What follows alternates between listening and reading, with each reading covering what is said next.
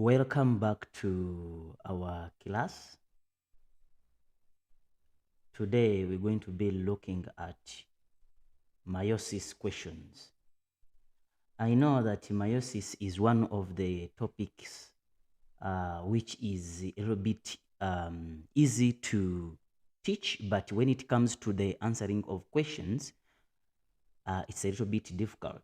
And we know that students are going to be answering questions concerning about meiosis in term 1. So we are preparing you to write the questions concerning about meiosis.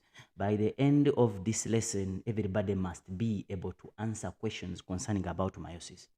Since this class is live, if you have any challenge, drop your question. I will be able to answer it immediately so that we can continue together.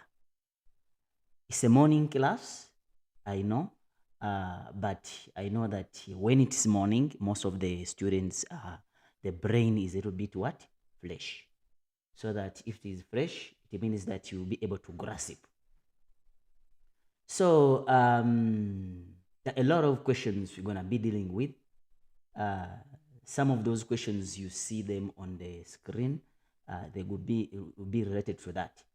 But before I go to these questions, let me first give you some few tips when you are going to answer questions concerning about meiosis, where students tend to lose these marks.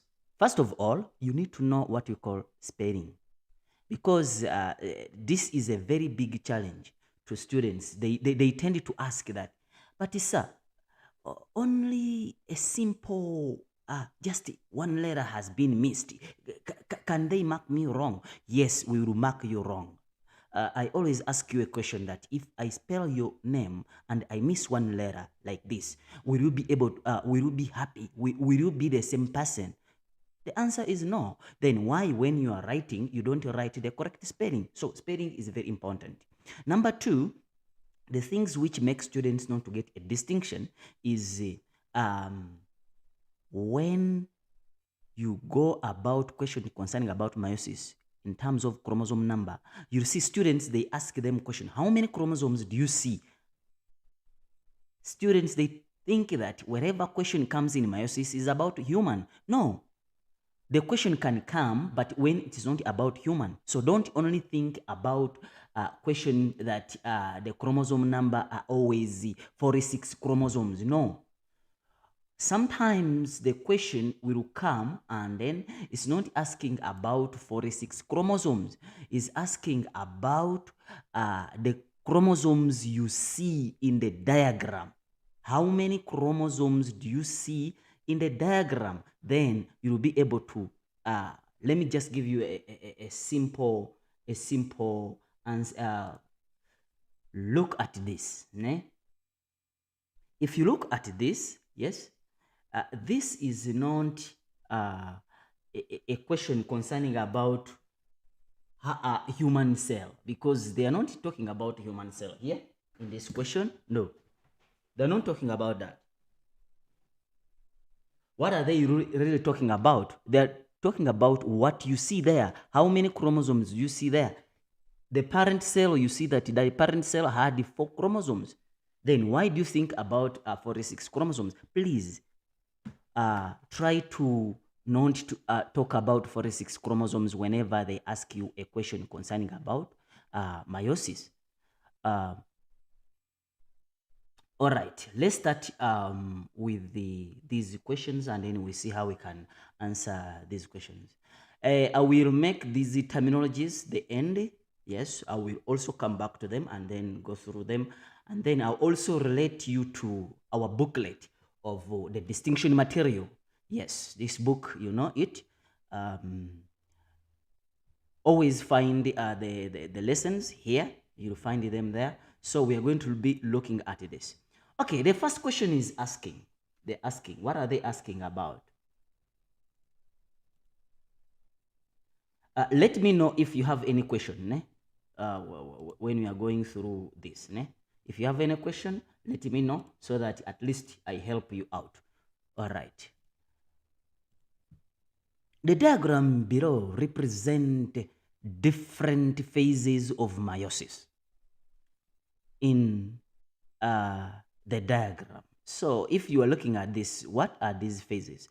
To differentiate between meiosis 1 and meiosis 2, how do I differentiate this? The difference is 1. What is that difference? The difference, if this is a chromosome, a cell, and then I have a chromosome, I have 2 chromosomes there. So if they ask you, how many chromosomes do you see here? Don't say 46 because you don't see 46 there. I see chromosome 1, chromosome 2, chromosome 3, chromosome 4. So I see 4 chromosomes. So how do I know that this is meiosis 1, this is meiosis 2? I will only know if these chromosomes are in pairs. If they're in pairs, yes, you see that they're in pairs, therefore it is meiosis 1. They have not yet divided. If I see that these chromosomes are single, like, they are single like this. For example, I will know that this is meiosis 2 because the chromosomes have already divided. They divide. When they divide like this, so this one goes this side, they form a cell. So you see that now this one is this. So when the chromosomes are in pairs, then definitely we shall say that that chromosome is under meiosis 1. If the chromosomes are single, then we shall say that that chromosome, that cell is under meiosis 2. So now look at this. Are they in pairs? No, they're not in pairs. You see, they're not, it's single. This is longer than this, therefore they can't be homologous chromosomes. What about this? Yes, these are in pairs. You see, they're in pairs. If they're in pairs, what does it mean? It means that this phase is meiosis 1. What about this? They are single. You see, they are single. Therefore, that process or that phase is meiosis 2. That is the criteria you must use to know that this is meiosis 1 or it is meiosis 2. Number 2, to know which phase is it. Yeah, because now I'm just going through highlights so that when I push down, it will be a little bit faster. So, number 2, these spindle fibers and the centrioles, they are supposed to be in your sides. Let me show you what I'm saying so that you know exactly which phase is it, because I can ask you, which phase is this? Sometimes we bring it like this, sometimes we change it and the faces are like this. You see, now the spindles are facing this side, but if you look at this, the spindles are facing the other way around. So try to change it, so that now, yeah, they are supposed to be inside. Now you see, now the chromosomes are in the middle. Therefore, you know that now this is what? This is the metaphase. But because they are in pairs, remember I said that if they are in pairs, therefore it is meiosis 1. Therefore, it is metaphase 1. That's how you can differentiate them. Yeah, so when the question comes in and then the chromosome, you see, now these spindles are up and down. No, they're supposed to be inside. So you try to rotate your paper until you see that now, yes, you see now the chromosomes are inside. That's how you can identify whether it's meiosis 1 or it is meiosis 2. All right. Now let's start answering question. Identify what is A. A is a center of the chromosome. Therefore, it becomes centromere. Centromere. What is B? They're saying B. What is B? B. I talked about this. What is B yesterday? What is B? Chromosomes which have the same shape, same size, same location of genes, not same genes, same location, same locus. Yes, we call them homologous chromosomes. Guys, don't forget to write correct spellings. Homologous. Yes, homologous chromosomes. So you have to know that this is the homologous chromosomes. What is C? spindle fibers. We accept spindle fibers. We also accept spindle threads. Yes. What about, they're saying that, so we have tried to name everything which they need. But what about this? How do we call this? What is this? So this is what? How do you call this? This is a cell membrane. It is not a nuclear membrane. It's a cell membrane. It's a cell membrane. Yes. So, identify the phase represented in diagram 3. So when you come here in diagram 3, I say that now these are supposed to be inside. So try to rotate it with your paper, with your paper, and you see now they're inside. You see the space? It means that the chromosomes are apart. Because they are single, therefore is meiosis 2. Because they are apart means, it means anaphase. Therefore, the phase is going to be anaphase 2. So the answer becomes anaphase 2. Identify the phase represented. We have identified that. Write down the number of diagrams shown in sequence in which the phases occur. So where is the number? Okay, wow. First identify which one is meiosis 1 and which one is meiosis 2. So we see that, okay, this is meiosis 1. Yes, this is meiosis 2 and this is meiosis 2. Yes, that's the first step. So it means that definitely diagram 2 is going to be the first one. Now what about between this and this, diagram 1 and diagram 3? Which one is going to be meiosis 1?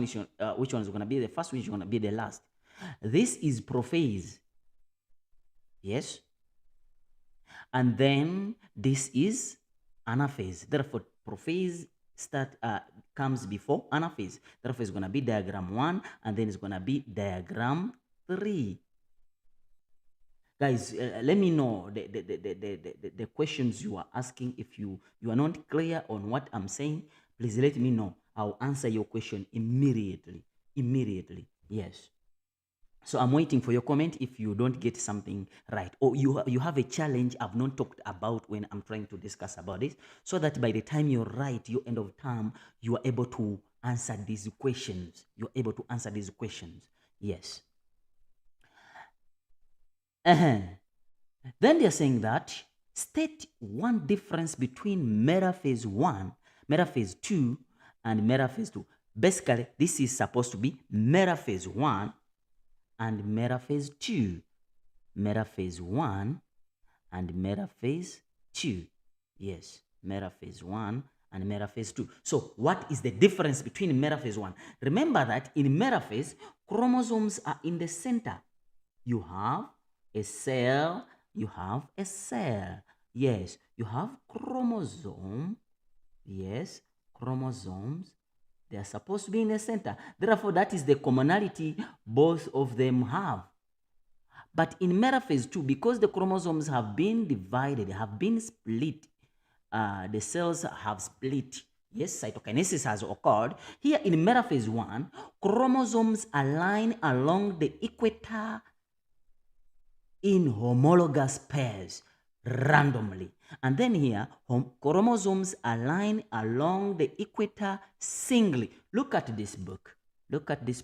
What we said here nicely is stipulated there what you're supposed to talk about when you come. Homologous chromosomes randomly align along the equator in 2 rows. And then they're saying each chromosome is attached to the spindle. What are they looking at? Here, homologous chromosome. This is the key point they are looking at in this question. If they say difference between meiosis 1 and metaphase 1 and metaphase 2. In metaphase 1, homologous chromosomes align along the equator. You see? Yes. In pairs, you see? Yes. While in meiosis 2 or in metaphase 2, what happens? Yes.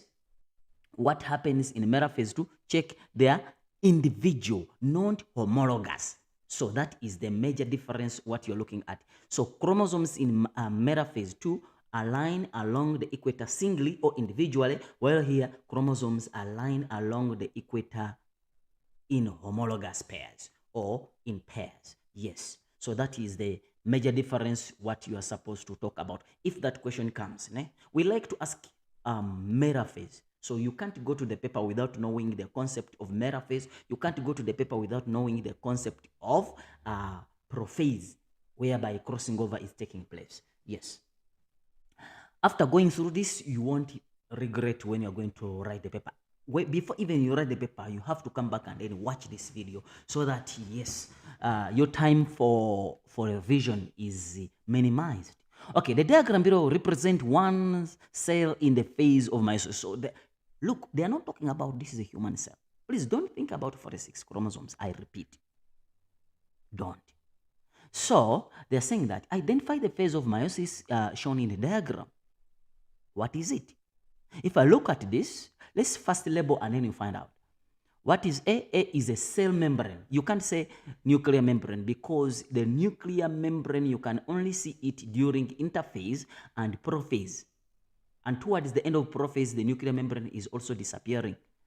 You also see it in the late telophase, but we don't talk about here late telophase, early telophase. We don't talk about it. Yes. So you see it, you can see it at the end of meiosis. So, okay, this is a cell membrane, and then spindle fibers. I said sometimes you call it spindle fibers, sometimes you call it spindle threads. Identify the phase. So, since now the spindles are in the sides, therefore this is in the center. You see, chromosomes, they're in the center. Therefore, the first thing you think about is the metaphase. Metaphase. Yeah, but is it metaphase 1 or is it metaphase 2? Because the chromosomes are single, you see, single. There is no chromosome here. There is no chromosome here. Therefore, it is metaphase 2. Therefore, it is metaphase. So the answer becomes 2. Metaphase 2. Yes. So, I think I'm clear. There. Just a small thing here. Trying to... Yeah. Good. Yeah. Perfect. All right. They're saying that give one function, give one observable reason for your answer. Why do you say this is metaphase? 2. Chromosomes align along the equator. That classifies to be metaphase. Chromosomes align along the equator singly. Singly classifies it to be 2. Metaphase. Along the equator, chromosomes align along the equator. That makes it to be metaphase. Why do you say 2?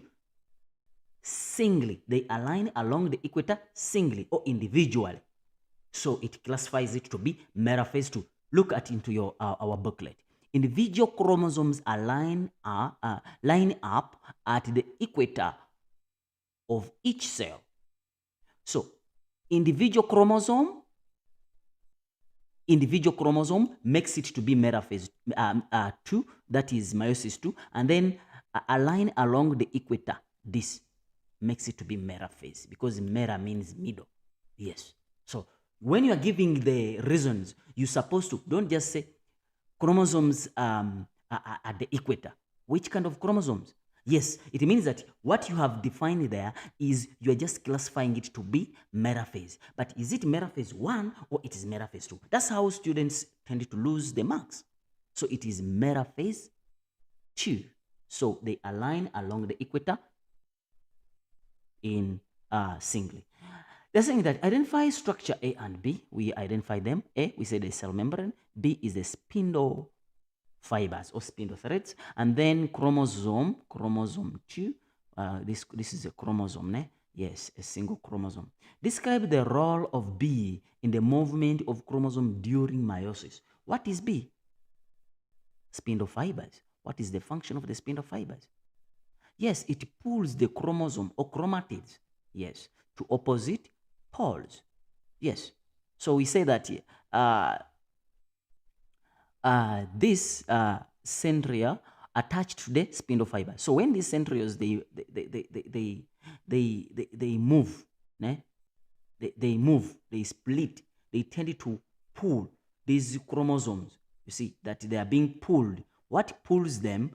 What pulls them is the spindle fibers. So the spindle fibers pull these chromosomes or chromatids to opposite poles. And also, if they're saying that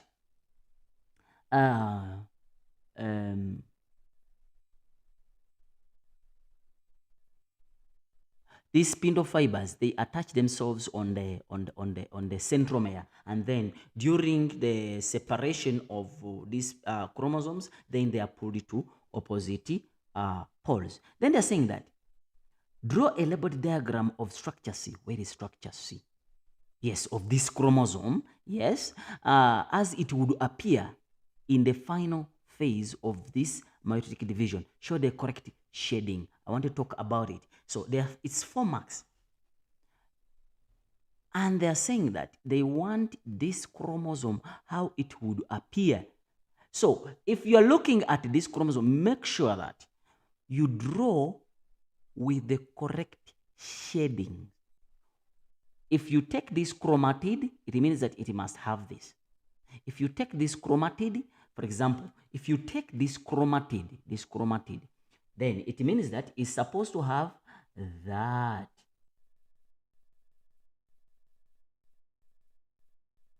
While if you take this chromatid, it's supposed to have that.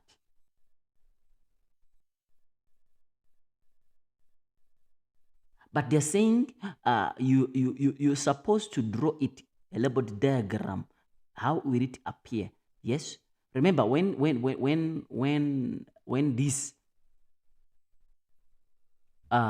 this is happening, also this will happen. For example, this can go with this. So when this cell divides, so you have to either you take this and this, or you take this and this. The shadings must be there. So if you take this and this, then automatically you're gonna have, for example, let me give you a cell, and then final stage. Final stage, it means that it is telophase. So telophase 2, the chromosomes are supposed to be singly. In telophase 2, the nuclear membrane is there. The centrioles are there. This chromosome, if you say this chromosome, if I take this side, it's not shaded. What about if on this one, if I take this side, yes, whatever you take, make sure that it is the correct shading. And then one part on top is shaded. Not good in drawing. Okay, let me draw it. There is no person who is a scientist and is not good in drawing. Yeah. All right. They're saying that. Okay. Let me draw it here. Yeah. Okay. This is shaded and also this is shaded. Yeah. You see? Because this part is shaded and this part. Those are the things where you lose marks.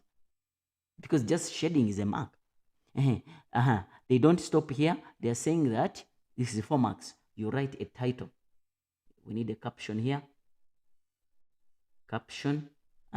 You don't stop there. They say that labeled. You see, it's a key point. Labeled diagram. So, correct shading. This is a mark. This is a mark. Because this is instruction. This is instruction and how they will appear. The appearance. Final stage. We need to know that the final stage you have given is telophase. Yes, telophase 2. So it's a mark. Marking, drawing the correct phase is a mark.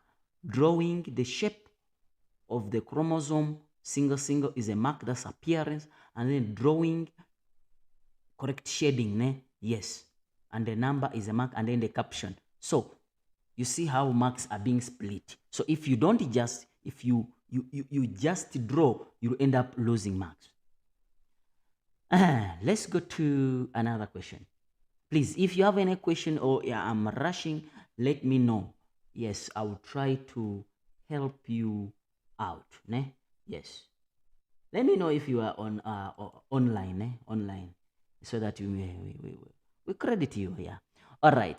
We are saying that diagram 1 to 3, below show some of the phase of meiosis. Some of the phase. It means that it's not the complete. And they're not saying that this is a human cell. I will repeat that.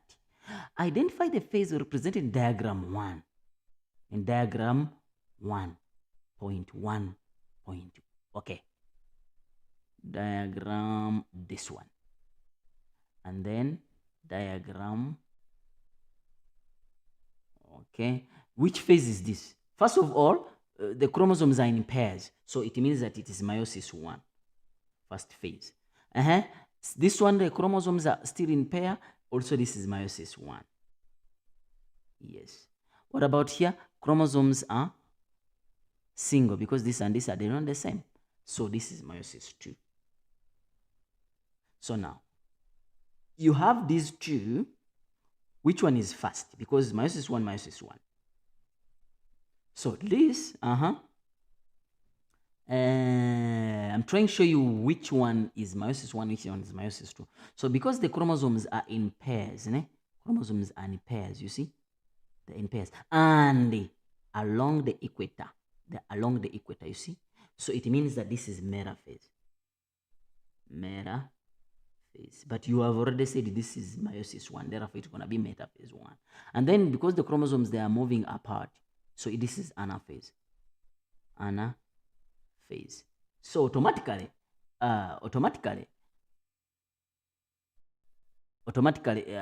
we have identified it. Yes, we have identified it. Thank you, Lawrence. Yeah, we have identified it. So it means that now you have, what do you have here? What do you have? It means that this is anaphase 1, metaphase 1. What about this now? There is this could be telophase 1 or prophase 2. But I'm not seeing here centrioles. Therefore, we can classify it as telophase 1. But sometimes the diagram may be a little bit misleading if you don't read the question. Why am I saying that this is a telophase? It's because of the cytokinesis happening. Yes, and this is appearing. Yes, because the late telophase and early prophase, they look almost the same because it is now shifting from telophase to prophase. But we don't talk about late, early. No, we just say telophase, we say prophase. So if you're reading some books, if you want a distinction, just focus on this book, this book, this book. This is what I'm saying. If it is in telophase 1, you see? Yes, they look like this, you see? So now they're supposed to have and then you see that it looks like this. Okay, now let's go to the questions. We will find out what is it. Identify the phase represented diagram by 1, I think it's this. So this is the metaphase 1. Identify the phase. This is this. Yeah. So this is gonna be telophase 1. We don't have the spindles yet. Centrioles yet. If the centrioles are there, definitely that becomes prophase. So that's what I'm saying here, that if these would have been there, but in here we don't have those centrioles yet. Yes. Okay, they're saying that give the letter only of part that number 1. What happens? Number one that contains DNA. DNA, it means that either is a gene, either is a chromosome, a chromatin network, all those things. So in this case, we have chromosomes. So the answer is going to become B, because chromosomes are made up of genes, and the genes they make up are DNA. DNA they make up of. If DNA is coiled with histones, those proteins called histones, they form what called chromosomes. I explained this before, that chromosomes, gene, chromatin network, nucleotides, those things are almost the same thing, but on different scale. As I can say that you are found in South Africa, in Durban, wherever where you are.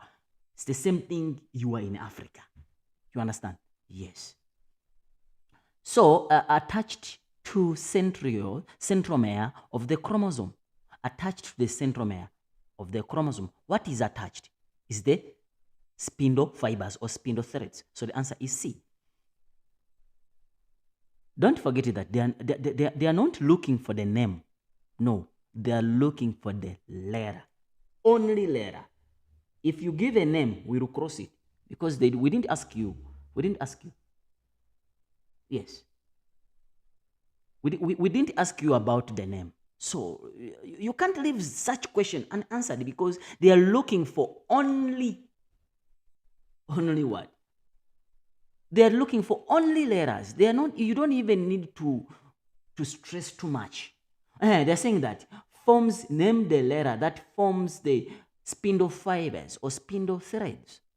What forms are the centrioles? So you come here and look for the centrioles. Where are the centrioles? It's D. So the answer is D. Name the organ in human. You see now, the question now goes to the human. Meaning that all what you have been talking about is not about human. It's just about meiosis. Okay, name the organ in humans where meiosis occur. But they are specific, not just human. They are looking for human male. You see? Yes. We said it here very clearly in our book. We are very clear when you are talking about this. In human or in animals, it occurs in testis, male. Meaning that this is the answer, testis. And then in female, it occurs in the ovary. You see, that's the answer. In plants, female, ovary, what do you produce? Ovules.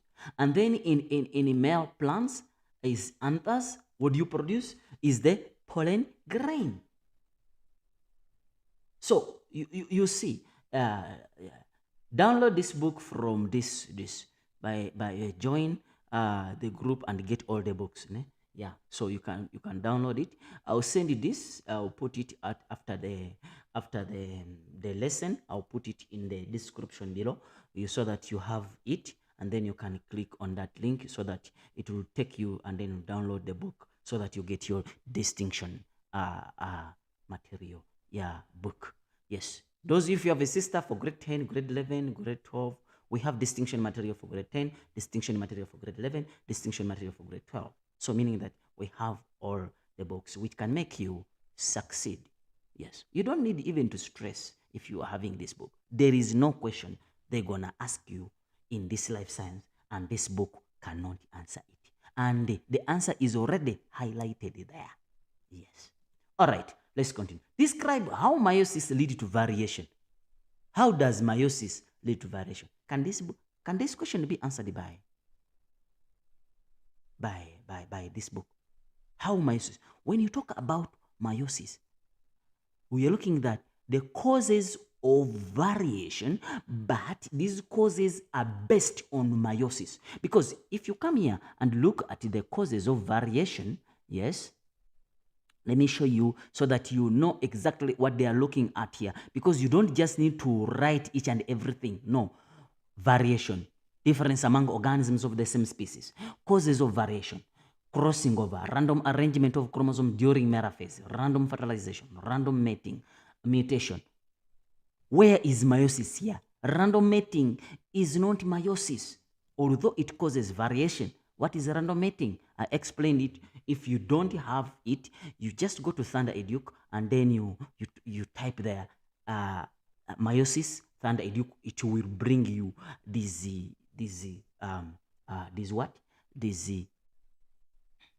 videos, you'll be able, or request them from this number 0848 Yes, request them, request those links, we will send them to you. All right, they're saying variation, random mating is not variation, because here whatever you see, you don't want to say that I want a girl with a big bums, I want a girl with big breasts, I want a man who is tall, who is light skinned. No, that is not random mating. Random mating, whatever comes to your face, you marry.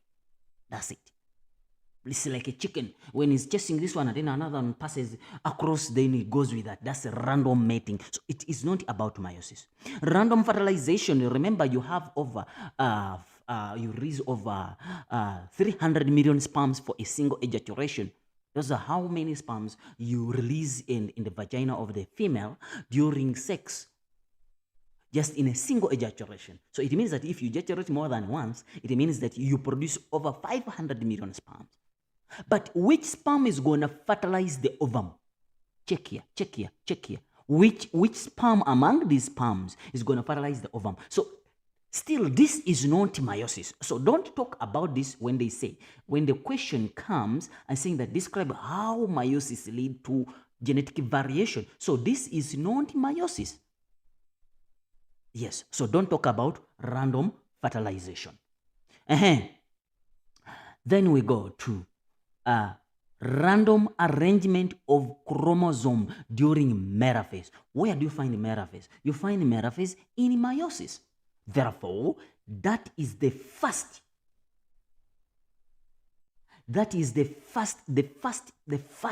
point you can talk about. Crossing over. Where do you find crossing over? We find crossing over here. We say that is found in prophase 1. So basically, you describe how crossover or crossing over lead to variation, and also how random arrangement of chromosomes lead to variation. That's why once you explain that, you'll be able to get the marks. Mutation can occur during meiosis also, because here we have what called a non-disjunction. When does it occur? It occurs in anaphase. It can be either anaphase 1 or anaphase 2. So the non-disjunction is as a result, or this is the chromosome aberration or chromosome mutation. The whole chromosome has changed. The number have changed. So they can lead to variation, yes? So you can talk about it. But the major ones are, number 1, crossing over. When homologous chromosome form pairs during prophase 1 of meiosis, crossover occurs. And this leads to new combination of, when you have new combination of maternal and paternal genetic material in each cell. You see, they have created new genetic combination. And if new genetic combination has taken place as you see them here, before and then after, then it means that the organisms are going to be different. I always ask a question that don't take it personal. Eh? Please don't take it personal. Are you sure your father is your father? Definitely your mother is your mother, you know. Yes, but are you sure? Do you look like your father? I'm just asking a question. Yes, your father can be your father. But why don't you look like him? Why do you look like your neighbor? I'm just asking. Okay, yes. Why am I saying that? You have ever gone somewhere and they say that, when you look like someone I know, when you look like someone I know. Ne? But when that person has never seen you even a single minute, that is the first time, but he's resembling you with someone else. Why? Anyway, all of us, we came from Adam. All right. Meaning that we have some commonalities. Ne? Yeah. But when you go to science, I don't think they believe we came from Adam. All right. Depends on where you believe in or what you believe in. But yes, your father can be your father, but you don't resemble him because of what happened, the genetic variation which happened here during the crossing over. And then what happened? And then you ended up picking chromosomes from your mother, or you ended up picking chromosomes your mother maybe had from your grannies, or your father had from your grannies. So you end up not resembling your father. Even a single feature on you doesn't resemble your father. But doesn't mean that your father, that doesn't mean that what you call your father is not your father. You understand? Yes. So I'm just here. Sometimes I ask you that question just to open your mind, asking you, so that you know that variation occurs. And variation is important because it brings about survival. Yes, survival. If you are exactly the same as your father or exactly the same as your mother, take a picture and you see. Do you want to be like your father, or you want to be better than your father? You want to be better than your mother? I don't think we work to be like a person exactly. We work to be more than that person you want. Yeah, if I can become better than him, not in a bad way, yes. Don't say that I want to be like M.Saidi, like me. No, don't even say that. If you are reading, you say that I want to be more than this. Say that I want to be more than him. I'll be happy. All right, but in a good way, yes. So how does meiosis lead to genetic variation? So what you need to describe is this crossing over. Talk about when does it occur? When does it occur? Yes. When you say when does it occur? Someone is asking me I should send the link and stuff. Unfortunately, it can't allow now. Okay. Don't follow it now. Ne? You'll follow it afterwards. Ne? Yes. It can't. It can't. It can't now. Okay. I'll send it after the lesson. Ne? Let me see. Okay, yeah, I think. But after, please follow it after the lesson. Yes, I've sent it. We are saying that how? How? Number two, you talk about random arrangement of chromosome during metaphase. I'm gonna give you an example here. Which example am I going to use? How this random arrangement leads to different combination of things. I don't think when you go to your class, you sit exactly the same way you are sitting in the previous lesson. Unless you are so stingy to your table. Yeah. But if you're not, you first come, first serve. That's it. Or you go to the taxi, you are the same people who came, the transport you are using, the same people who were there before. In the morning, they are going to be the same people who were there, who are going to be there in evening or in afternoon. Yes. Do you sit in the same place? No, but it's the same people. If you start adding them, like being in pairs, you see that you have different combination. The combination, the person you are pairing in the morning is not the same person you are pairing in the afternoon. So that's how this random arrangement. We don't know either this chromosome is going to be this side or this chromosome is going to be this side. We don't know. We don't know which side this chromosome is going to be. Whether it's going to be on this side or it's going to be on the other side.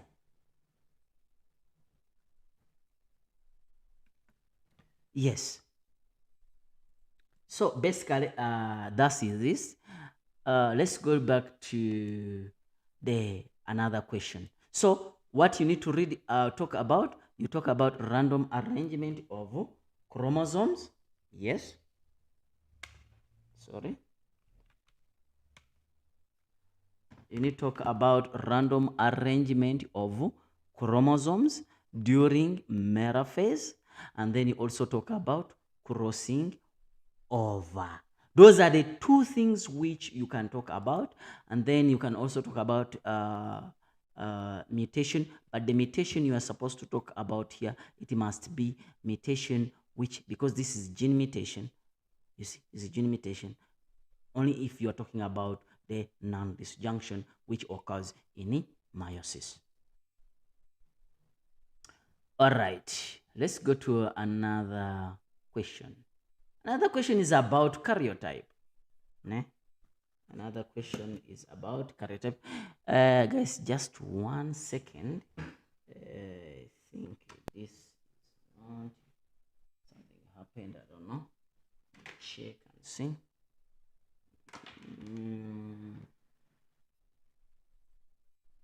What happened?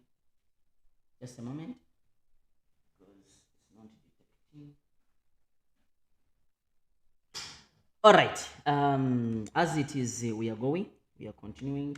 Let me ask the technician, to help me out.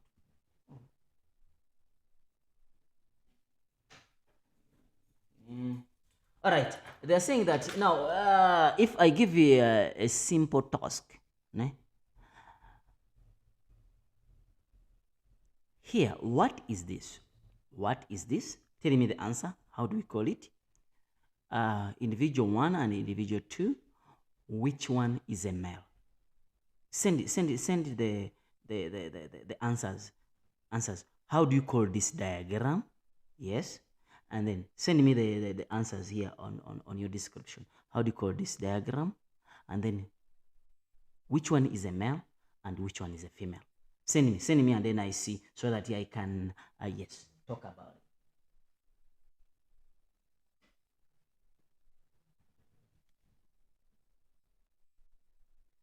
it. I'm waiting for the answer. Yes, I'm waiting for the answer. Who is the first person to answer? Who is the first person to answer? Where are you? I'm waiting. Which individual is one? Sorry, which individual is a male? Which individual is a female? And then how do we call this diagram? Just tell me the answer you know. Just the answer you know. Which one is individual? I'm waiting. I don't see you. I need to see you. Are you there? Lawrence, where are you? Okay. Femelo, where are you? Where's the answer? Which individual is male? Which individual is a female? And then how do you call this diagram? Someone is... Yes, how do you call this diagram? Okay. Femelo is saying that individual 1 is a male and 2 is a female. Good. Yes. Individual 1 is a male. Why? Because individual 1 is having X and Y. Yes? Yes, having X and Y. How do I know that this is X and Y? This one is long and this one is short. Well, this one is long and this one is long. Therefore, remember, we know that 1 is... Let me show you here. X and Y. X is longer than, bigger than Y. Therefore, if the 23rd pair is having the same size of chromosome, then we shall say that is a female. And if it has different sizes of chromosomes, we're going to say that is a male. Why? Because X is, remember, XX is a female. XY is the what? Is a male. So this is a female, this is a female, and then this is a male. Yes, thank you, Femelo, ne? Femelo. Yes, Femelo, send me a message on 0848 331738. Yes, I'll send you a book. Yeah, thank you very much. Yeah, so that you get a distinction. Thank you very much for your what? Your contribution. All right. They are saying that identify the type of chromosome. Okay, how do we call this? We call it a karyotype.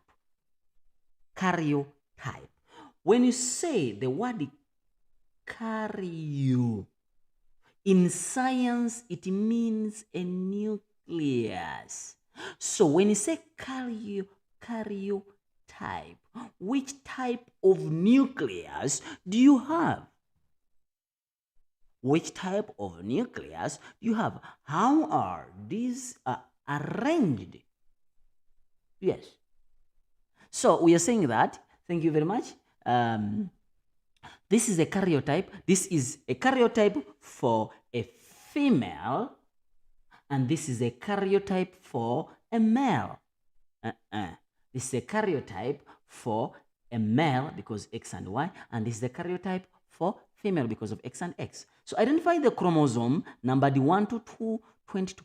Look, this booklet is indicating this exactly because there is a 2019 they brought this question of description of a karyotype. Human cells are made up of 46 chromosomes arranged in pairs. Each pair is different from each other by shape, size, and genetic composition. From pair number 1 to pair number 22 is called autosome. There is no question you're gonna be asked in life science anywhere and can't be answered by this distinction material. Tell your teacher.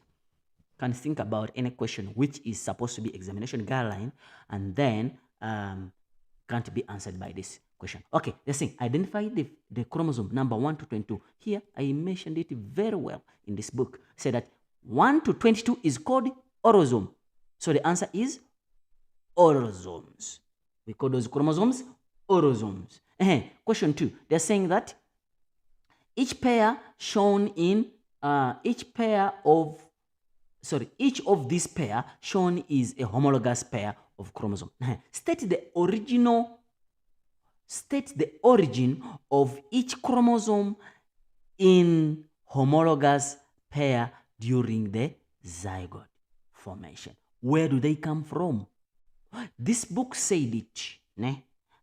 It said it. We said it here. We said it here. Here. Yeah. Not here.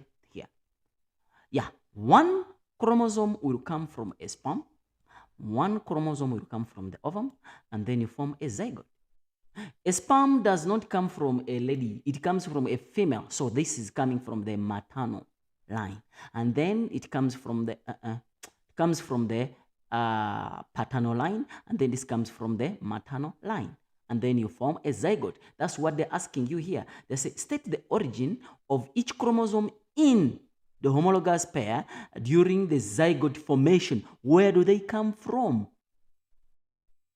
From the sperm of the father, and then another one, and another one from the ovum of the mother. I think I'm clear. List 3 characteristics of chromosomes in homologous pair have in common. List 3. I'm not the one who said this paper. No, this is the national exams. I mentioned it here. If you read this book, you will find the answers what you need. Describe, how do we call this? How do we call this? What do they have in common? Here is the answer. I mentioned it here. Say that these are pairs formed by shape. They have the same shape. That's number 1. They have the same size. That's number 2. And they have the same genetic composition. This is in terms of locus, the position where these genes are found. Yes, that is basically what we need from you. The same genetic composition. Same genetic composition. So, where are they found? The locus, the position, because locus means the position of a chromosome. If there are many, we call them loci or loci. I don't know whether they call it loci or loci. Yes, loci. So the same genetic composition. I think I'm clear there. I'm clear there. Okay, now let's go to the next one. The next question. Explain one observable. What you see, not what you studied or functional. No. When they ask you observable, they are looking for the structure, features. One observable reason why 2 individuals are not identical twins. Why are they not identical twins? Why are these Guys, don't forget that identical twins come from one egg. This egg, it has a nucleus, remember? Nucleus, jelly-like layer, and then the nucleus, and then the... Why are these karyotypes are known for identical twins? This egg must be fertilized by one sperm. By one sperm. So this sperm can either be X or it can be Y. So if it is X, then automatically this sperm must split this egg into two. So that now you have two individual 1 and individual 2. So if it was X, they are going to be girls. If it was Y, they are going to be boys. So now, there is no identical twin. We don't have any identical twins in this world, and these identical twins are of different sex because two sperms cannot fertilize one ovum. No, impossible. The same way one sperm can't fertilize two ovum, then two sperms cannot fertilize one ovum. Yes, so because this is male and this is a female, therefore they can't be identical twins. Give one observable reason. It's because chromosome pair 23 has X and Y in individual 1 and X and X in individual 2. Yes, that is the perfect answer you can give. So why? Because chromosomes cannot, individuals cannot be of the same sex. Cannot be of the same sex. So now this is another karyotype. Yes, still is a human karyotype. Is it a human karyotype? We shall see. Yes, because of the 23 pairs of chromosomes, but there is something which we are hiding there. We're gonna see. Let's see it. Name the disorder represent. Where is the disorder? In most cases, when they talk about disorder, we are talking about we are talking about chromosome number 21. That's what we are looking at. Chromosome number 21. So look at chromosome number 21. What is happening? Eh? What is happening there in chromosome number 21? You see what is happening? How do we call that? How do you call that? Yes? Is there anyone who knows how do we call that? Who knows how do we call that?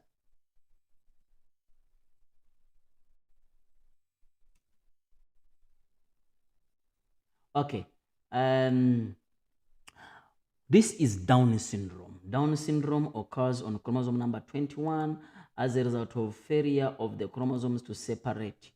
When the chromosomes fail to separate during metaphase, then we call it Down syndrome. During anaphase, we call it Down syndrome. How do we explain it? I'm supposed to explain for you, but let me just show you how this Down syndrome is being brought about. There we go. Non-disjunction is here. Non-disjunction. Okay, let's see. What are they saying? Name the phase in meiosis which when the non-disjunction occurs. We said it here.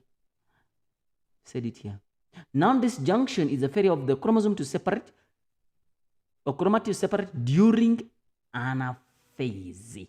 So it occurs during, non-disjunction occurs during anaphase.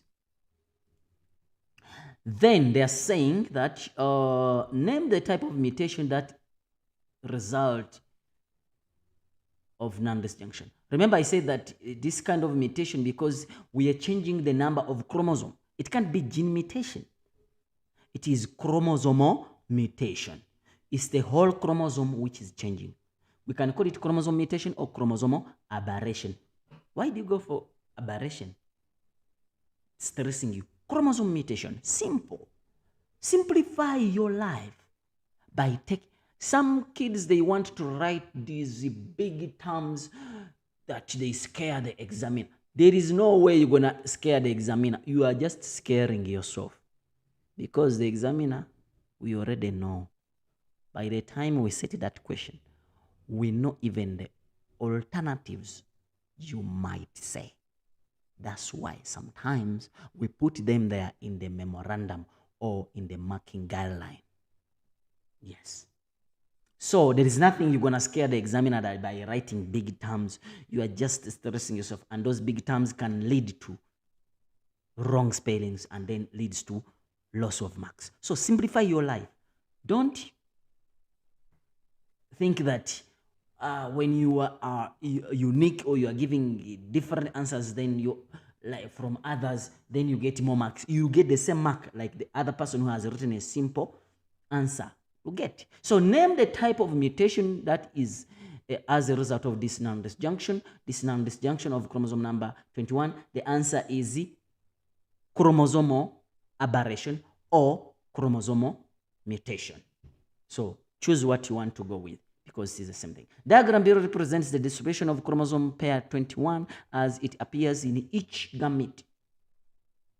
So non-disjunction, yes, non-disjunction. Let me just show you how it operates. This is how non-disjunction occurs. You have chromosome. This is a cell. Let me just say chromosome. You have this cell has 4 chromosomes. I'm describing non-disjunction. Non-disjunction. So what happens here in that non-disjunction? How does it lead to Down syndrome, basically? Yes, because this is a little bit challenging to students and then they end up losing marks. So this chromosome is supposed to separate this side to go this side and this one goes this side. But during non-disjunction, there is failure of these chromosomes to separate. All set of this chromosome goes this side. So what happens? So I'm going to have this cell, 2 cells. You see? Now this cell is going to have this and this. Ne? So they have moved to this side. Ne? Okay, let me draw it here so that you see it clearly. So this cell, now all of it has moved to this side. So I'm going to have 1, 2, plus, let me change the color. Let me change the color, plus this one, which is 3. You see? And then now this side, remember this and this, they were supposed to separate. They separated it correctly. Yes? But this and this, all of it came this side. I expected to have this side. But it didn't go there. Failure of the chromosome to separate during anaphase. Therefore, now this cell is going to have, is supposed to have this one from this side, and also this one must have one from this side. And also, did I change? Yes. Good. This one, yes. Okay, yeah. It's going to be this and this. So it's supposed to be 2 here, 2 here. Unfortunately, I have 1, I have 3. So I have 3 instead of 2, I have 1 instead of 2. So this is, it has short of 1 chromosome and then extra 1 chromosome. You understand? Now, if this 1 chromosome, this non-disjunction, if this 1 chromosome fails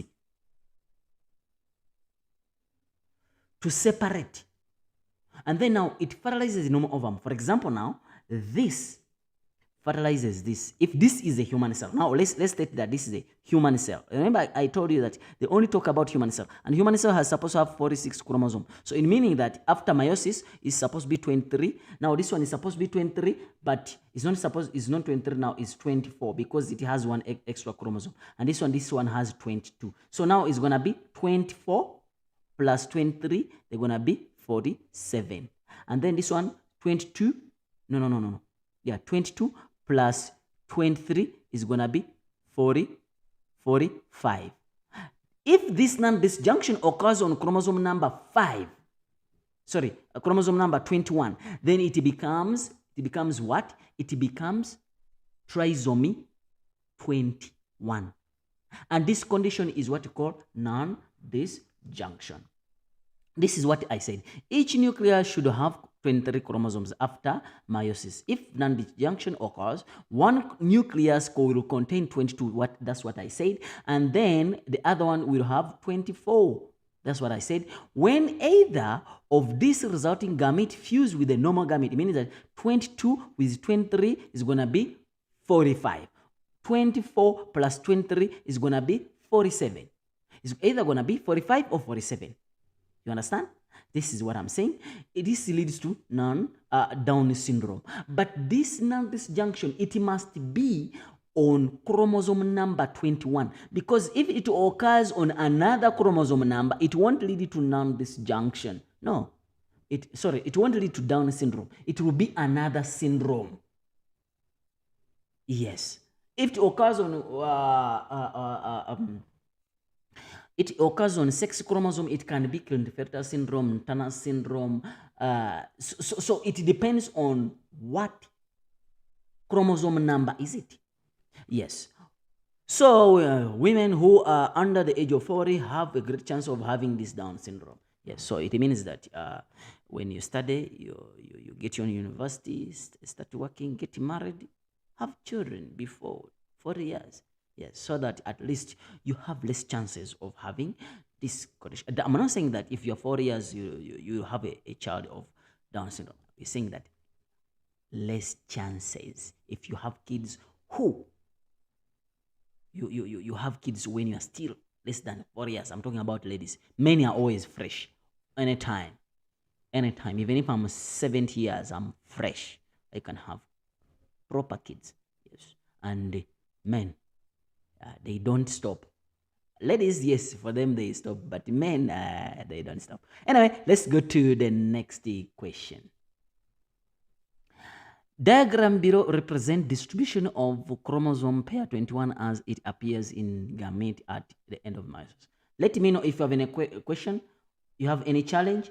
Please let me know. Yeah, I'll answer your question. This is a live thing. So let me know so that I can crush that question now. Because I say that by the end of this, you must be able to answer all questions concerning about meiosis. Yes, you must. Yes, all questions concerning about meiosis, you must be able to answer them. Explain why the gamete represented by C and D do not have any chromosomes. So what happened? Non-disjunction occurred. When did they occur? It occurred in when? In anaphase. So it means that explain why gametes C and D don't have chromosomes. It means that non-disjunction occurred in anaphase. Check what happened. If it was anaphase 2, yes, only one would have been without. This one would have been with 1, and then another one with the 1, then 2. But now it happened in anaphase 1. It happened in anaphase 1. Yes, it means that this chromosome started with, let me show you how it led, how did it come here? Yes. So if this is the cell, the cell had 2 chromosomes. Wabona? It had 2 chromosomes. How did this came about? It had 2 chromosomes.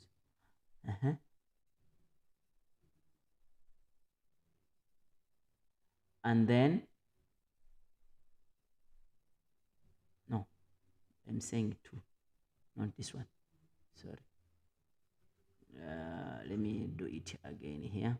This is the cell.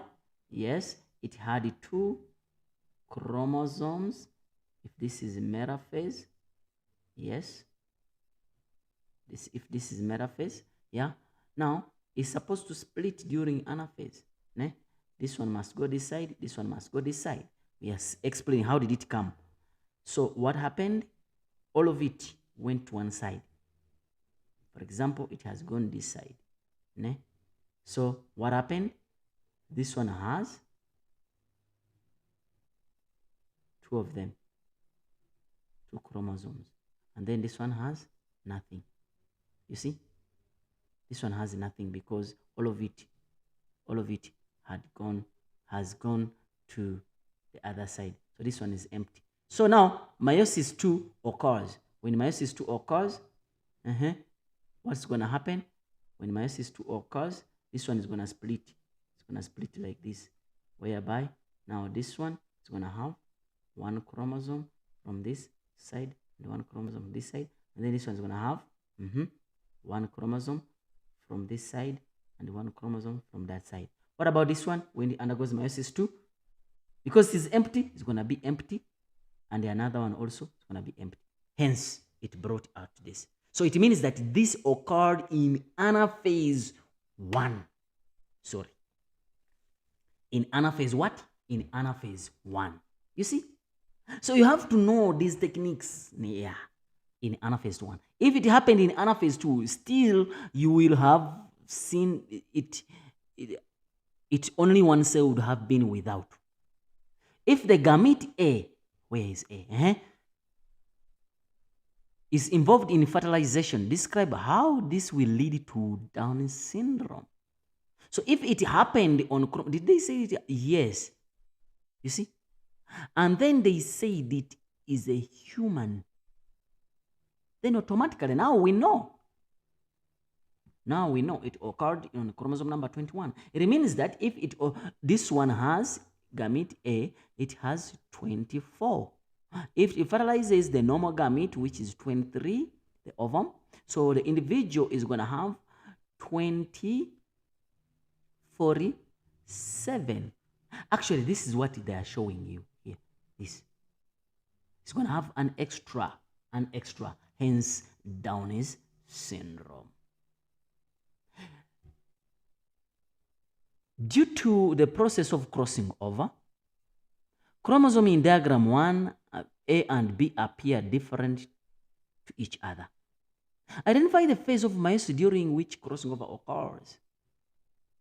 You see? When does crossing over occur? We say that it occurs in prophase. Prophase. Which prophase? Don't just say prophase. If you say prophase, we cross. You know, crossing is nicer than giving it. It's very difficult to give you a tick than giving a cross. Yeah. Yes. When you have many questions, correct. The hand keeps on doing this. Correct.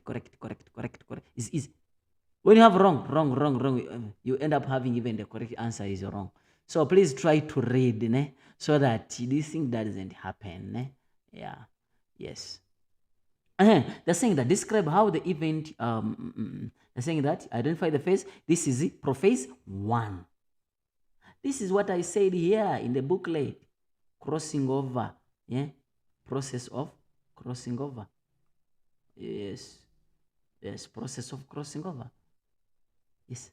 I said it here. And I said it here also, the real phase of crossing over. This homologous chromosome line up together. You could have one chromatid of each chromosome overlap with the chromatids of this homologous pattern, and then the crossing over takes place at a point called, whatever you see, this is a marking point. Yes. Just download the book. Use this book. Make sure that you use this book. I guarantee you a distinction. Yes, last time I was showing you the kids. A teacher was very happy, sending me a message that, sir, I'm thanking you for using your booklet. I managed to get 12 distinctions. 12 distinctions. I salute you. I salute that teacher, and thank you very much. Keep your work up. You want a distinction? Yes, that book. All right. Let's continue. Diagram below, we are almost done. Diagram below represent all the chromosomes in a cell that is undergoing normal cell division. Cool. Type of cell division is resulting in the cell, in the diagram. Which kind of cell division is this? is meiosis. Meiosis. So the answer is meiosis. The phase of the cell division during which the chromosome behave as in the diagram. How do we call this? This phase. Is it prophase? Prophase. Prophase. If you say prophase just like that, I said we cross prophase 1. Then where in the cell, in human cell, female would the type of cell division occur? I said it very well. I've been showing you over and over. I told you that there is no question in this. They're gonna bring, and it can't be answered by this booklet. I'm telling you. You want distinction here. So the answer is female ovary. They're saying that where give the letter and the name of the structure that has that attaches to spindle fibers. Spindle fibers. We talked about it. This C and is centromere. There's some students who write this spelling very wrong. Centromic, centro. They have the way how they see centromere, centromere body, the central body. That's what it means. They're saying that give the, we are done. We are saying that which letter is C? The answer is C. And then the name is centromere. How many chromosomes will be found in each daughter cell at end of this cell division? How many chromosomes will be found in daughter cell? Did they say that this is a human cell? Let's go back and see. Undergoing normal. They didn't say that this is a human cell. So I cannot think about human cells here. How many chromosomes? I can't. So I just have to go back and see. This one. So they're saying how many chromosomes will be found in each daughter cell, yes, at the end of, they are not talking about human cell. How many chromosomes will be found in each daughter cell at the end of this cell division? Meaning that at the end of meiosis 2. Meiosis 2, so the answer is going to be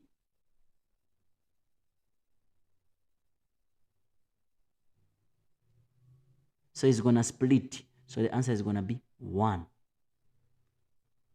It's going to be 1. And they are saying that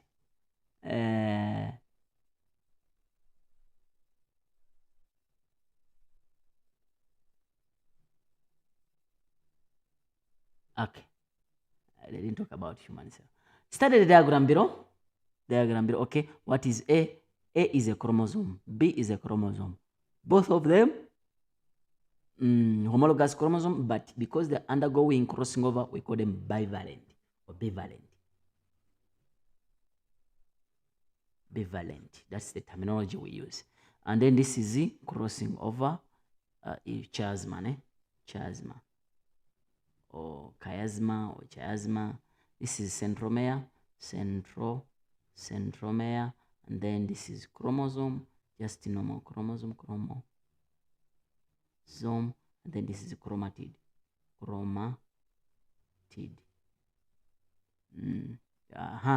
So I think we have identified all the parts. Name 2 ways in which structure A and B are similar to one another. A and B. We talked about this. It's the second time we are talking about it. Yes, we talked about it. That this is you just look at it here.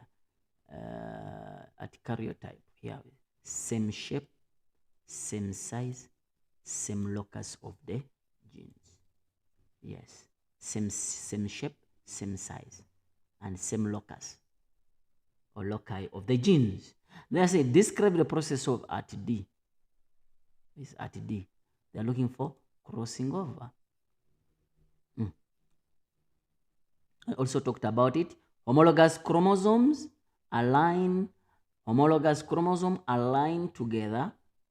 One chromatid You see, these chromosomes, they align together. One chromatid of each chromosome overlap with the chromatid of its homologous pattern or pair at a point called chiasma. So you see, they overlap at this point called. So this is crossing over. This is that is also another marking point. They're saying that chromosomes separate in such that each has new genetic material. So they separate. Once they separate, you see that they have new genetic material. It's also a marking point. Yes. So basically, that's what they are looking for. So these marks, these 5 marks, they come from here. 1, 2, 3, 4, 5. Done. So follow that book.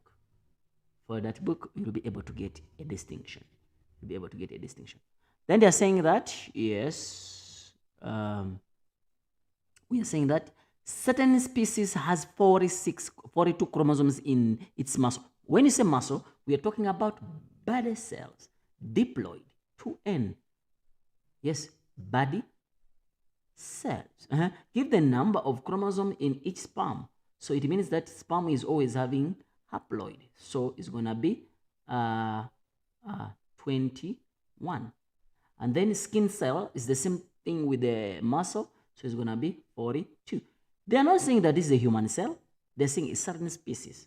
That's why you should not only talk about, yes, ova of its female counterpart. It's the same thing like the sperm. So it's going to be 20, 21. Describe how non-disjunction leads to Down syndrome. 5 marks. I've explained this and I've shown you how to explain it. And I've shown you that when you use this book, nothing can stand in front of you. Here is the mark. Each nucleus should contain 23 chromosomes after after meiosis, but if non-disjunction occur, 1 nucleus will contain. So I've explained this several times today. So meaning that basically, in other words, there is no way you're gonna have a question and that question cannot be answered. There is no single way. There is no single day. There is no way how you're gonna get this question and this question cannot be answered by this booklet. It's M.Saidi. There's a student who asked me a question that about the DNA base calculation. So let me just go through that base calculation. After that, we will finish up with the terminologies, the base calculation. We're gonna finish up then with the these terminologies, and then by the end of that, then you'll be able to answer anything related to this. Thank you very much. Get a distinction. Let's go straight to the booklet. The question is here. I tried to do questions about base calculation and I left this question, but many students are asking me about how do we calculate this question? But this question is supposed to be your practice and you come back to us and then we see if you understood what we meant.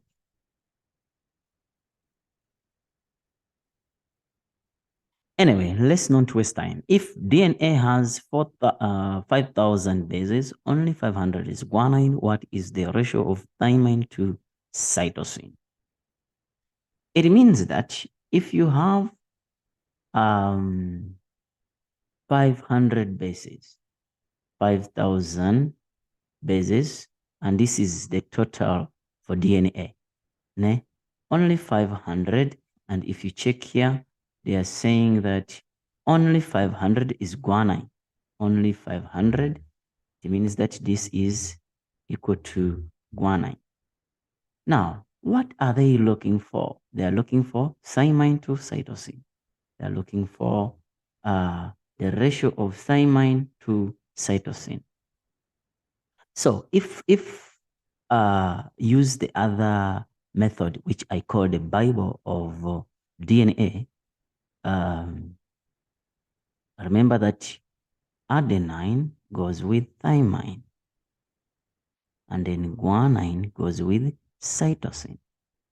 So if you have guanine goes with the cytosine, and the guanine is 500, guanine is 500, definitely cytosine is going to be 500 because these are complementary bases.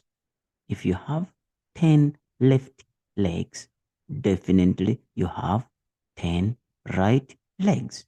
If you have 500 guanine, because they go together, definitely you're going to have 500 cytosine. So when you combine the two, you're going to have 1000. But the total number of bases in the DNA, these ones, all of them is 5,000. Is 5,000. So what does it mean? It means that if I remove guanine cytosine, as this is equal to 1,000, yes, the balance will be for this. So I'll come here and I say 5,000 minus 1,000. It will give me how much? 4,000. But this 4,000 is for both adenine and guanine. And the adenine to guanine, they are equal. Therefore, I have to divide it by 2, and then I get 2,000. So it means that adenine is 2,000, and the thymine, adenine is 2,000, and the thymine is 2,000. So what does it mean? It means that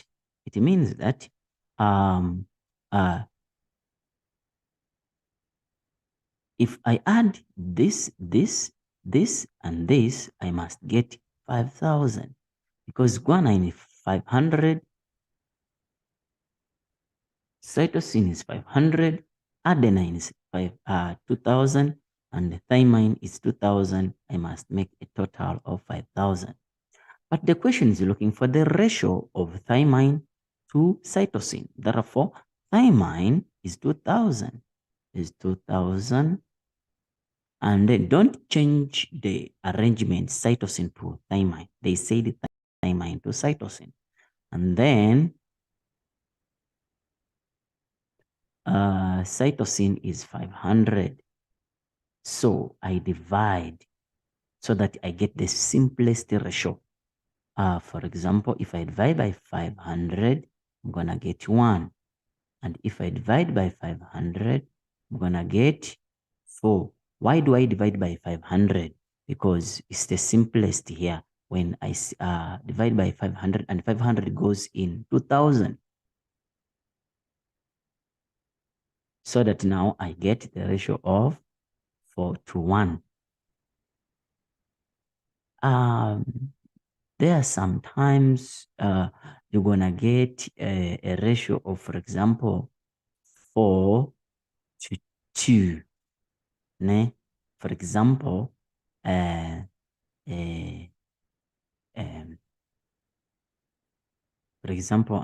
can give you an example of 2,000. Yes, I'm just imagining to 1,000. Ne? For example, if you divide by 500, you're going to get 4 here, and you're going to get 2 here. This answer is not correct.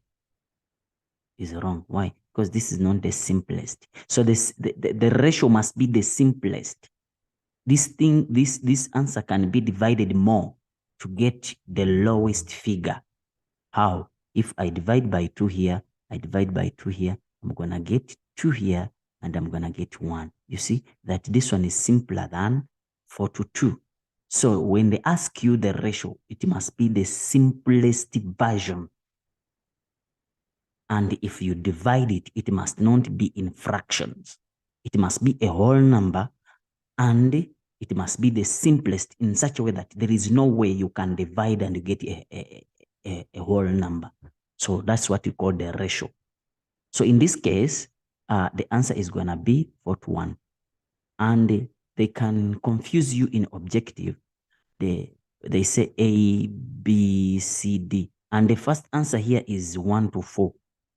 Because when you have seen 1 and you have seen 4 somewhere, you just circle or you just say that that question is A. It's going to be wrong. You have to take note and care before you try to answer these questions. Yeah, then you'll be able to get the distinction. Don't rush. If they give you the paper for 2.5 hours, examiners are not, let me quote it. I'm just quoting it. They're not stupid to give you 2.5 hours. Why do you do the paper in 1 hour? You think they are stupid to give you, I'm quoting it, Don't take it that way. Trying to show you that use all your time. Don't sleep in exam. Why should you? When you sleep in your exam, you are sleeping in your life. You are sleeping in your future. So please use all the time you have. Don't rush. Read the question more than 2, 3, 4 times. Don't pressurize yourself. Yes. Try to go slow. Make sure that you manage your time. Remember at the first I said that as long as you know what you call time management, don't forget that exam is also time. If you don't finish on time, you won't be able to get a distinction because you won't know what is in your head. Anyway, let's go to meiosis. Meiosis, what is meiosis basically? We say that meiosis, as a simple recall, we say that meiosis basically is a type of cell division whereby you have one cell divide into 2 cells, and then 2 cells divide into 4 cells. And these cells are half the chromosome number of the original cell. For example, if the cell starts with a 10, definitely it's going to be 5, and it's going to be 5 chromosomes. You see, it's not a must that it's going to be, the question for meiosis is going to be from human cell. No, it's not human cell always. If it is a human cell, they will mention it in the question that this is a human cell. Then now you can think about the 46 chromosome. But if they don't mention about human cell, don't think about that this is a human cell. It must be what? It must be based on what you see. If you see a cell with the 5 chromosomes or 3 chromosomes or 6 chromosomes, it means that those are the chromosomes. Why do you set your own question and you call these 46? What do I see here? I see 6 chromosomes. Yes. Don't start to imagine that all the questions in meiosis is supposed to be human cell. No. Because the topic is not about human meiosis. It's about meiosis, whereby it can be any kind of. These are some of the things which make students to confuse meiosis, and when it comes to how many chromosomes are found. Anyway, we're going to see such questions and you see how we can deal with them so that by the time you leave this lesson, at least you are perfect with meiosis and there is no question it can come and you fail. Ne? Yes. Let's go to the first question. Let's start with some of the terminologies in meiosis. Chromosomes that are non-sex chromosomes. There are 22 in pairs. There are 22 in pairs. You understand? There are 22 pairs of chromosomes in diploid cell.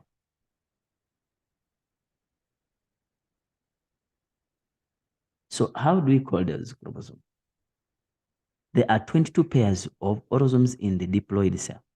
So how do you call this? This is a small description to show you a hint. What is it? And based on this question, They have given you the answer. You understand? Yes. So the chromosomes, remember that you have two kinds of categories of chromosomes in a human cell. You see, they said it in a human cell. They said it. Whenever they are talking about human, they will talk about it. So you have from pair number 1 to pair number 22. We call it orosomes.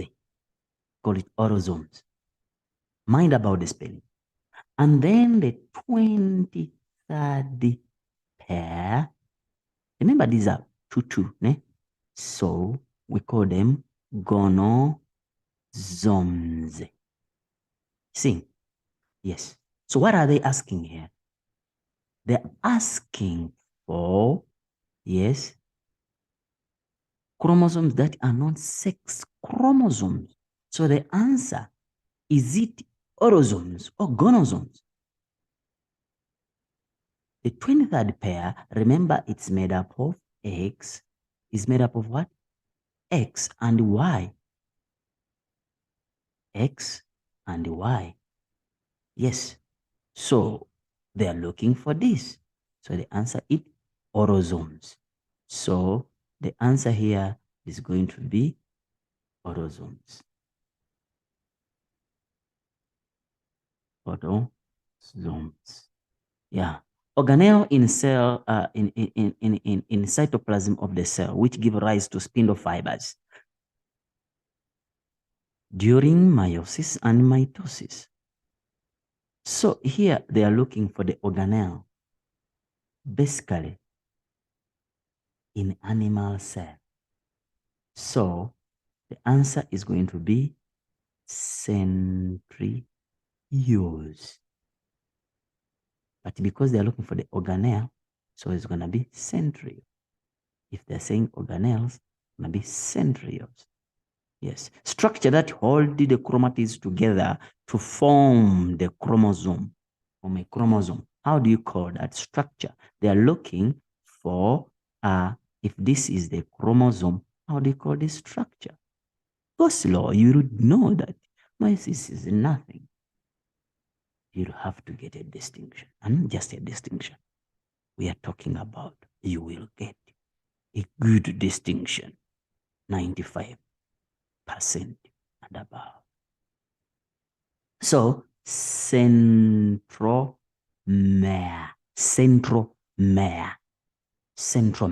Please repeat after me. Centromere. Because I'm saying this because when it's time for marking, you see that students try to write words which you have never heard about.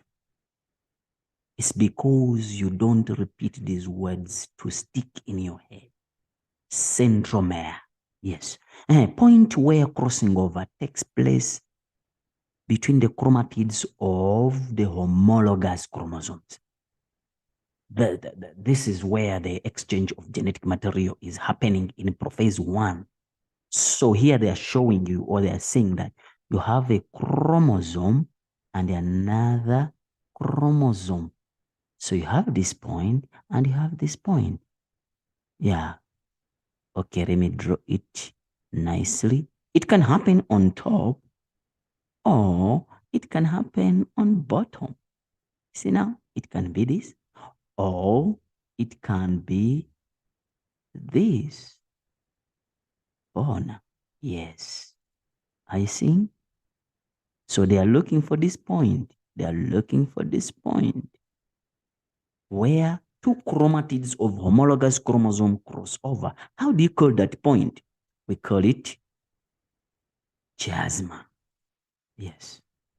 So the answer here is gonna be chiasma. It's gonna be chiasma. Sorry. Yeah. It's gonna be chiasma. How do you write chiasma? How do you write chiasma? Student, how do you write it? Okay, is CHASMA. IA chiasma. Chiasma. Chiasma.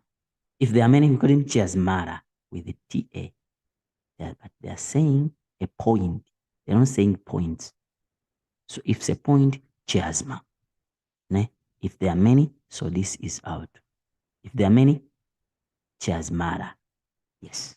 They're saying it is a single thread of a double-stranded chromosome.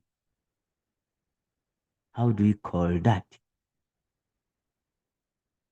Because if it is a chromosome, ne? Look, if it is a chromosome, ne? This is a chromosome. How do you call this part? That's what they are looking for. Chroma. How do you call it? Chroma.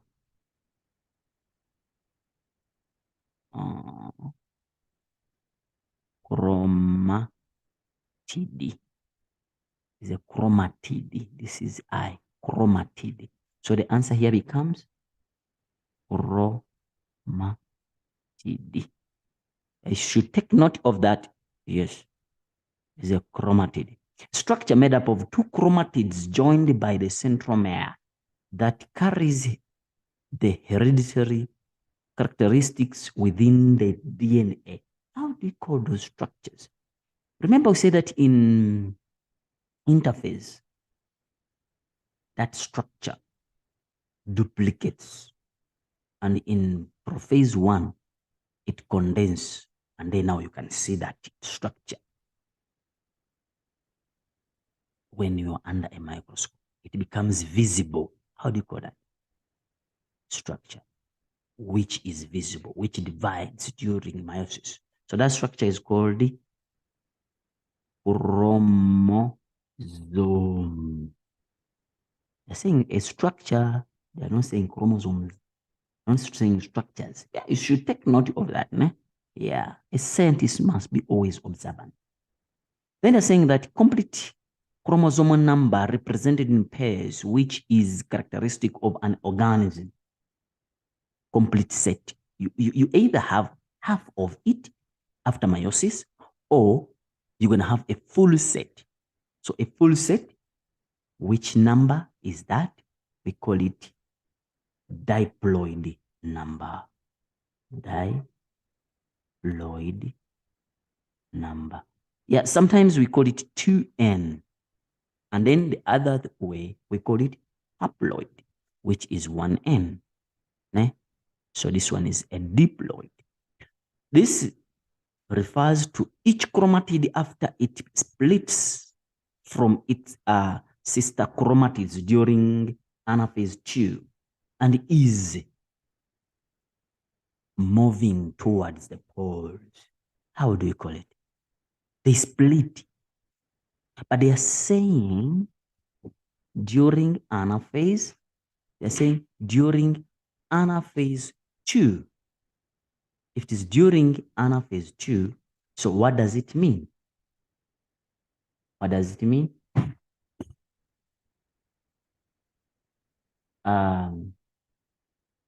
It means so if you check on the process of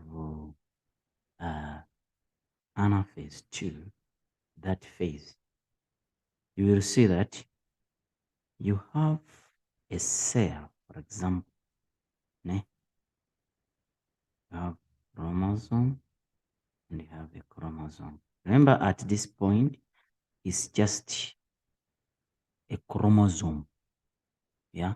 If this is metaphase 2, ne? So what happens in anaphase 2? This chromosome is supposed to split so that you have one part here, have another part. It's moving this side. It's also moving this side. And you have another part here. It's moving that side. You have another part here. It's moving that side. If this is the pole, né? So this is what they are looking for. So they said that refers to each chromatid after splitting from the sister chromosome. How do we call that? And what is it referring to that? To the sister chromatid after splitting from each sister chromatid during anaphase 2 and is moving towards the opposite poles. So basically, it is moving, once it reaches the poles, they are chromatids now, but once they reach the poles, how do we call them? They are daughter, yes, they are daughter chromosomes. They are daughter chromosomes. So, when you come back here, the answer is going to be daughter chromosomes. So that is the answer. What is going to be in that regard. And then they're saying, so that's why daughter chromosomes refers to each chromatid after it splits from its sister chromatid during anaphase 2 and is moving towards the poles. See, now it makes sense. Makes sense, ne? Yeah. All right. They are saying that haploid cells, remember, we said haploid, those are cells which have reduced the number by half of the normal cell. If the normal cell is having 10 chromosomes, the haploid are going to be 5. The normal cell has 4 chromosomes, the haploid is going to be 2. If the normal cell has 46 chromosomes in terms of human, the haploid is going to be 23. So they're saying haploid cells which contain half the chromosome number of the diploid generation. They give you example of the cells are over sperms. They're trying to give you an example. Yes. So basically, when the question comes, it comes like this and it stops there. So how do you call these cells? We call them gametes. So when you say gametes, it means that we are talking about ova and sperms. These are gametes, you see? And then you also have in plants. Yes, because they are not saying it is in human. Yes. So gametes are haploid cells which contain half the chromosome number of the diploid generation. See, makes much more better sense. And they're saying that the unit of heredity transmitted in the chromosome, which controls the development of the characteristics. How do you call that unit which is being transmitted in the chromosome or along the DNA? Just a section of DNA that controls a particular characteristic. That's what they're trying to say here. Oh, that's what they're trying to mean. Just a section, portion of DNA. Remember, DNA, chromosome, genes. I've said the answer. Okay, there. This section is the same thing but different scales as I explained it before. So the answer is gene. Gene. Sex chromosomes. How do you call sex chromosomes? Just saying that is enough. Sex chromosomes basically either is X and X or X and Y. So we call them gonosomes. Remember, I said it here when I was trying to describe it that you have 1 to 22 is called autosomes. The 23rd pair is called gonosomes, and they exist as X and Y. You see? Yes, that's what they're looking for here, gonosomes.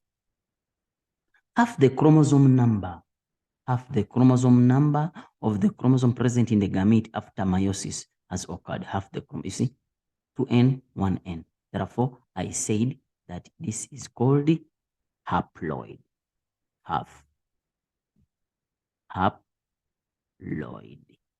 Yes, haploid. And then they're saying that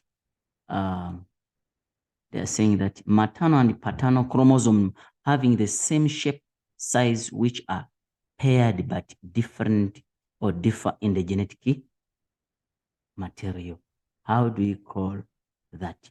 Paternal and maternal chromosomes, it means that one from the mother, one from the father, but they have the same shape, same size, meaning that the location of the genes along these chromosomes is the same, but they differ in genetic material. Basically, what do they contain? They differ. It's like having a complex with the same shape of the houses, same gate, everything is the same. But when you enter inside the house, what is inside is different. Same shape, same design, same color, everything is the same. But when you enter inside, you'll find something different. Same structure of chromosome, same size, same, they move together, same. This is from the mother, this is from the father. How do you call this? Homologous chromosomes.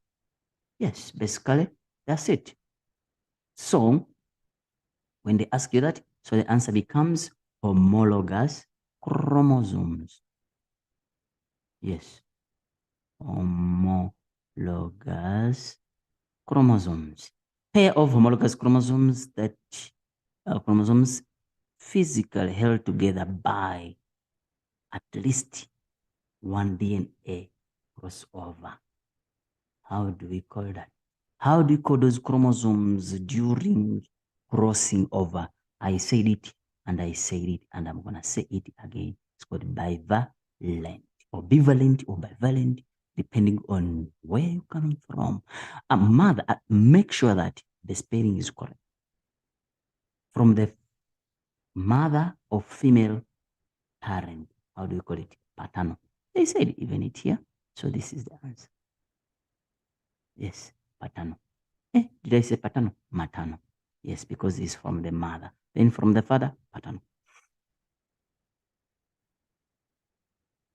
So the answer becomes maternal. Yes, maternal or paternal. Sorry, or maternal. A process of cell division whereby the chromosome number is halved for the production of haploid gametes. What do you call that? Meiosis.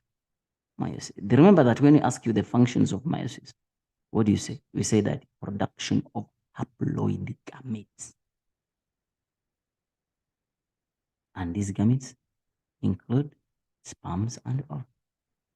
Isn't it? Yes. Production of haploid gametes. Yes. If you check it here, is basically I've not been referring this to, yes, I've not been referring this to the ova, and these are gametes. Ne? Yes. So basically, you produce haploid gametes, and this could be ova or sperms. That is in plants. Sorry, in animals. And then in plants, so these are all the things we have been talking about. Haploid, diploid, haploid, diploid. So you should not confuse yourself. This is what we have been talking about. Autosomes, 22 pairs, autosomes. One pair is gonosome. If you read this book, you'll get a distinction. There is no question which is going to come and you cannot answer that question. You have, if you really have and love this book, whether is the teacher or whether what, yeah, this is the production of importance of meiosis. This is what I'm saying. Check the thing. Process of cell division whereby chromosome number is halved for production of haploid gametes, sperms and ova. Check here. They're saying production of haploid gametes. And then this is as a result of the halving effect of this meiosis. It means that it leads to dividing the chromosome number into halves. All right. Another question as we're winding up with these terminologies. Process of cell division where resulting the cells have the same chromosome number as the original parent cell. How do we call this? Process of cell division whereby the resulting daughter cells have the same number. This is mitosis. So basically the major difference in mitosis and meiosis is mitosis. Meiosis, it starts with 2N and ends with 1N. Mitosis, you start with the 2N, you end with the 2N. Yes. Mitosis results in 2 cells, meiosis results in 4 cells, but all of them are. Mitosis is same genetic composition. Meiosis is different because of crossing over. Some from the parent, that is the father, some from the parent, that's the mother. Homologous chromosomes, yes, do not separate due to failure of the centromere to divide during meiosis 1 and 2, resulting in gametes which will have either an extra chromosome copy or another gamete will have less. How do you call it? How do we call that? And we talked about that in this failure of the chromosomes or chromatid to separate during anaphase, that is during meiosis 1 or meiosis 2. They're saying anaphase. They didn't say anaphase 1 or anaphase 2. Any anaphase can happen. And if you check here, is meiosis, it can be anaphase 1 or anaphase 2. So the answer is non-disjunction. Non-disjunction. So the answer here is going to be non-disjunction. Father or mother parent. This is called what? It's called, remember we said that the mother is called maternal. And then the father is called paternal. We talked about it here. Yes, we talked about it here. Paternal. So it's called the paternal or paternal. Paternal. Yes. Refers to the chromosome as it appears after DNA replication takes place. Hence, each replicate the chromosome is made up of 2 chromatids joined by the centromere. How do you call that? This refers to a chromosome as it appears after DNA replication. Remember, during telophase 2,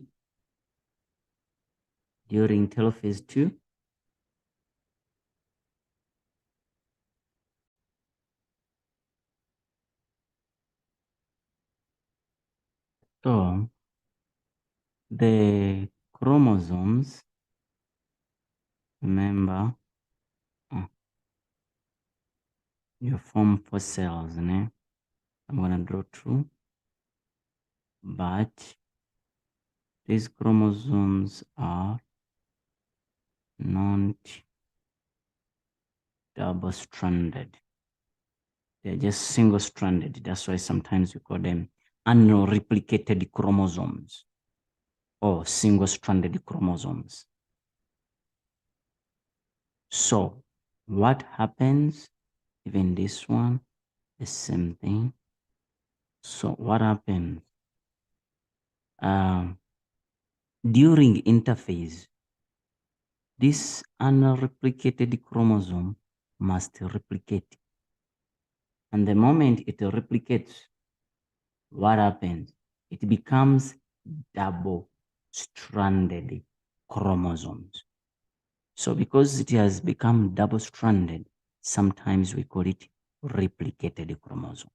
I indicated it here in our introduction when I was introducing meiosis. Say that this is homologous chromosomes, but these are unreplicated chromosomes. That is before DNA replication. That's why I'm saying the unreplicated chromosomes. Or we can call them single-stranded chromosomes. But after DNA replication has occurred, then we call them replicated chromosomes or double-stranded chromosomes. Why? Because they have two strands. So if you say that double-stranded chromosome or replicated chromosomes, this refers to chromosomes as it appears after DNA replication takes place. Hence, each replicated chromosome is made up of two chromatids joined by the centromere. This is exactly what is trying to say before and then after. So this is the answer in that regard, which is replicated chromosome. So the answer becomes replicated chromosome. Replicated normal diploid body cell. Normal diploid body cell. How do you call those cells in the body? We call them soma. Soma means body. Somatic cells. So microtubules that form during cell division, which radiates out from the centrosome and draw the chromosome to opposite poles. How do you call them? We call those fibers spindle. This is the spindle fibers or spindle threads. Yes. They're saying that it refers to the chromosome as it appears before replication. The same thing which I've tried to show you here. Now they're saying before. So it becomes unreplicated chromosome. So it becomes what? Unreplicated chromosome. Then the morphological and physiological difference that can be seen between the members of the same species, like the difference among organisms of the same species. So we call it variation. And then lastly is resulting in diploid cell after fertilization. When two haploid cells, that's the gametes, when they divide, they form what we call the zygote. So when they divide by meiosis, then become haploid, then they fuse, then they form diploid. As indicated here, I showed you here that two haploid, then they form a diploid, which is a zygote. Yeah, so that's what we're saying, that result in a diploid cell after fertilization has occurred here. Yeah, download this book. You won't regret.